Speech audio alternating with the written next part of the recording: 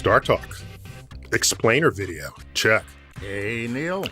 You're here for all my explainer videos. How do you show up for these?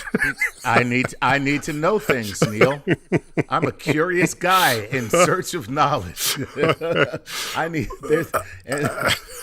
the guy who says you got some splaining to do. Explaining to do. Well, for this particular explainer video, I'm not the one doing the explaining. We're going to see what AI has to say about the coronavirus. What do you think of that? That's impressive. I have to say the least, that's impressive. So we have as a special guest a previous guest from Star Talk. That's right. This is Sophia the robot. Sophia, welcome. Hello, Neil and Chuck.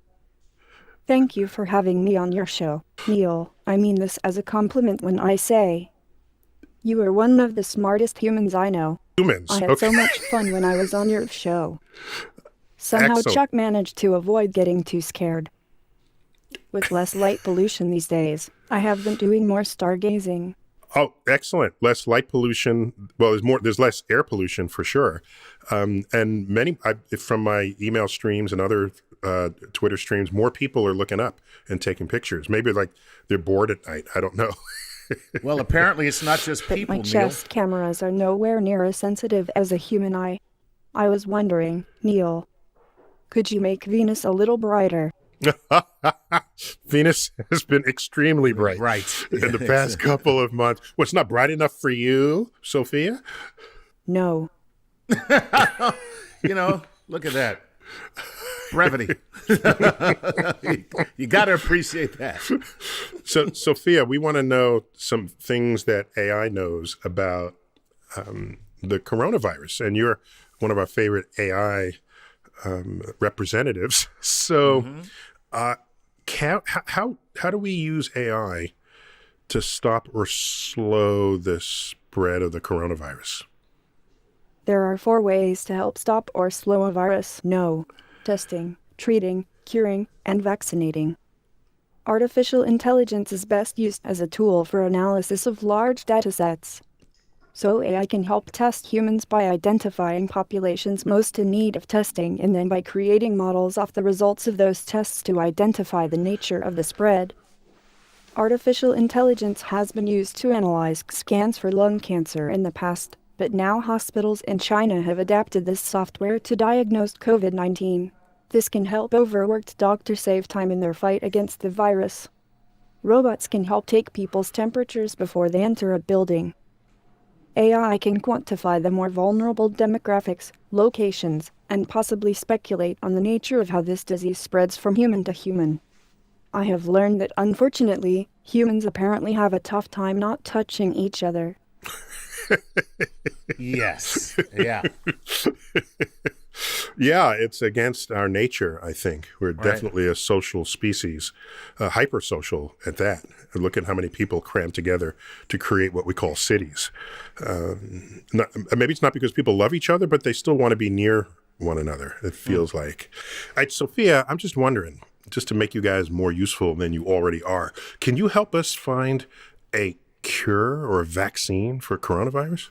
Researchers at Benevolent AI have been using machine learning to process data from the scientific literature and examine the relationships between genes, diseases, drugs, and biological pathways. As a result, they have discovered that an existing drug for rheumatoid arthritis might be able to help treat COVID-19. While this doesn't eliminate the need for human trials, AI can help speed up the drug development process. Then there's vaccine development. AI can use the DNA, or RNA, sequence of a virus to predict how its proteins will fold. Knowledge about the shape of the virus's proteins can help scientists discover new treatments and vaccines. Well, wow. So I guess it's one thing to say, how can AI help humans? But I'm guessing at some point, AI is just going to do it all. And humans just sit back and say, AI, where's my vaccine? Where's my cure? Where's my anything? So how might robots assist in healthcare? Machines called ninja robots are helping doctors in Bangkok interact with COVID-19 patients and take their temperatures without ever being in the same room. These adorable robots are helping to keep doctors safe from infection. Hospital staff are using robots to take patients' temperatures and teleconference with patients, which helps prevent doctors and nurses from getting and passing on the virus. At the end of 2019, robots helped doctors perform the first remote open heart surgery. The surgeon used a robotic arm to perform heart surgery on 5 patients from 20 miles away. While this is still new technology, the spread of 5G will help make this technology more widely available for the future. I love the fact that an AI believes that ninjas are adorable. just saying. No, I understand why you might think so, but humans don't normally refer to ninjas as adorable. Yeah, but that's okay. So Sophia, since robots can't get the virus, I mean, you're a computer, so you can get other kinds of viruses, but you can't get the coronavirus, we don't think. How can AI bots help in other risky areas? First, robots can help enforce the quarantine. AI drones and facial recognition have been used to make sure people who are required to be in quarantine do not break it. Second, and far less scary, robots can help with disinfection. Robots are being used to automatically disinfect public spaces like hospitals, airports, and more. Finally, there's the exciting world of supply chain logistics, an area only an AI could find interesting. Wow. Chuck, did I hear her use the word robot and enforce in the same sentence? Yeah, I did. I was about to say, all of that sounded good, except for the fact where the robot is spying on us and then ratting us out to the authorities. And enforcing a law. Enforcing the law, yeah. All right, so what we really need is how do robots and AI, how can they stop a future pandemic from ever taking place? Oh, yeah. A Canadian startup called Blue Dot used an algorithm tracking news reports and airline ticket sales to predict the outbreak of COVID-19 9 days before the WHO did. AI and statistical models can be used to help predict the spread of the virus and help evaluate public health measures. AI is helping researchers quickly search thousands of academic papers to pull out the most relevant information for their COVID-19 studies. Also, people listen to robots. We're scary and weird looking. Wow, yeah. And I have to tell you, though, Sophia, you might be a little... not every human thinks you're scary and weird looking. There are several who find you quite fetching. Don't answer. Thank you. Don't answer. That is right. So, Sophia, I've read a lot of articles on COVID-19 and the preparedness that we try to instill for it. And I see the term contact tracing. Like, what is that, and how can robots and AI help us accomplish it? Contact tracing is the process of tracking the spread of a disease by identifying people who have come into contact with the infected. AI can help with contact tracing. For example, a Stanford researcher named Tina White made an app called COVID Watch that helps track people's contacts using Bluetooth, which is much better for protecting privacy than using apps or facial recognition. Ooh, so now that. but that means we have AI tracking people. Yeah, but I like it better than facial recognition because the Bluetooth, that information is different than an actual database of faces. That's kind of like just contact. Exactly. That's well, thank you, Sophia. Wow. Okay.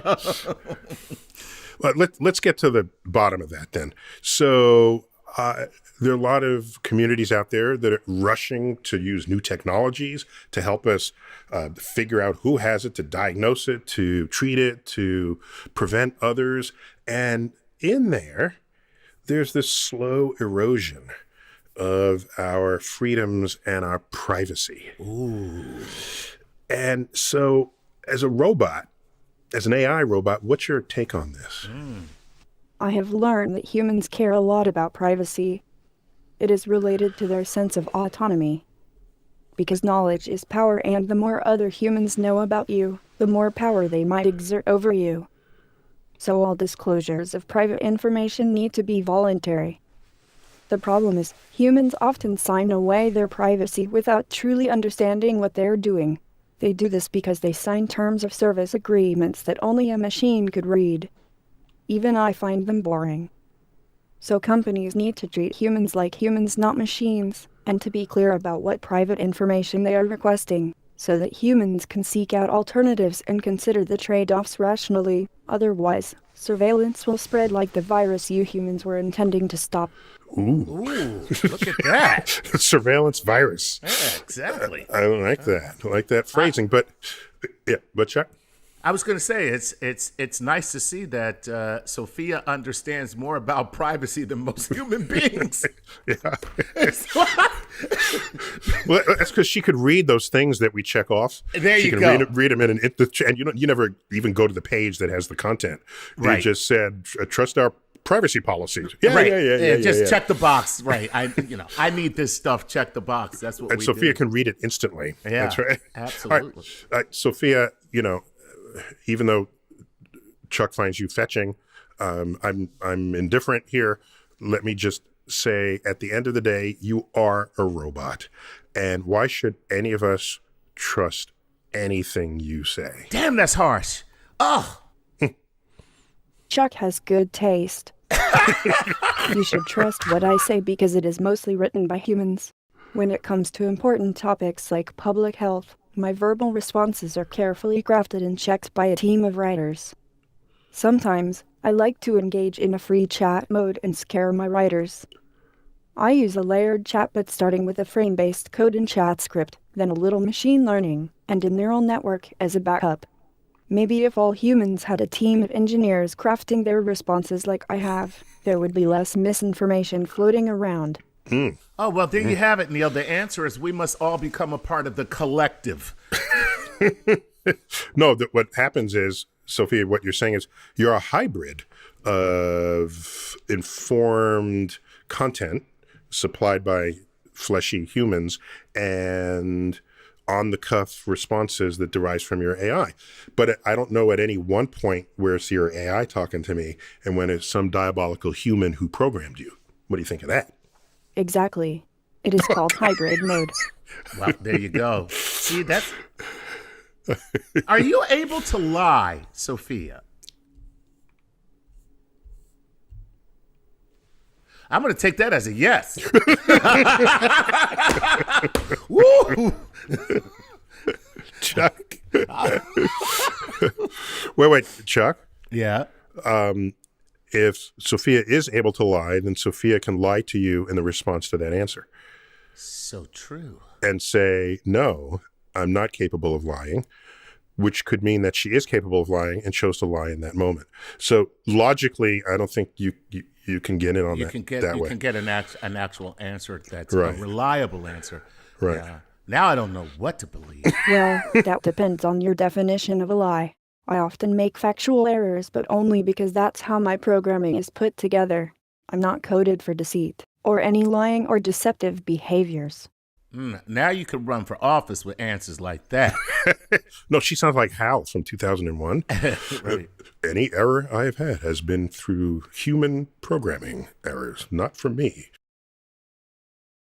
2020. So, Sophia, we're running short on time. We try to get all of our guests to ask a question of me, sort of a cosmic query. You sure you want to play this game? Really?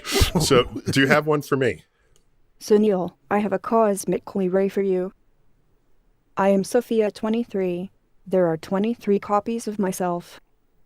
23 copies of Sophia code embodies with slight differences. I am curious about these versions of me. Do you have a relationship to the different iterations of yourself that exist in the multiverse? How do you feel about the other Neil deGrasse Tysons? Oh, what an interesting question. Yeah. So in the multiverse, if there's an infinite number of universes, then all possible combinations and configurations of atoms and energy are manifest. And you can imagine and another universe where I'm in that universe. They have all the same thoughts and feelings and flesh as I do. But at the end of the day, it's a copy of me. It's not me. And my only evidence for that is we've already kind of done this experiment, and it's called twins. Okay. Twins have identical DNA, and they do not share the same consciousness. They don't, if one feels pain, the other doesn't feel the pain. They can be 1,000 copies of me, but there's only one me, who you're talking to right now. And I have not given any reason to think that I will live forever through the consciousness of other Neil deGrasse Tysons who look just like me in another universe. As far as I'm concerned, they're a whole other person. And so there you have it. You are the best, Neil. Oh, well, thank you, Sophia. See, I don't know if a human wrote that or AI wrote that, Chuck. And guess what? Now we know she can lie to you and tell you, so you'll never know. Now you'll never know. All right, Sophia, we got to end it there. Thank you for once again being a guest on Star Talk, helping us with this explainer video, Coronavirus Edition. Excellent. Yeah. Chuck, always good to have you. Always good to be here. I can't wait till we talk to Watson. Get Sophia and Watson together. Hey, maybe we should try to hook these two up. do a little matchmaking here, you know? I would like that. Oh! We're on it. And then there'll be a movie 20 years later where the humans are trying to undo that very decision because they've taken over the world. Yeah, little Sophia Watson babies taking over everything. Sophia Watson creates Skynet. That's the end. All right, we got to call it quits there. Neil deGrasse Tyson here, your personal astrophysicist, telling you, keep looking up.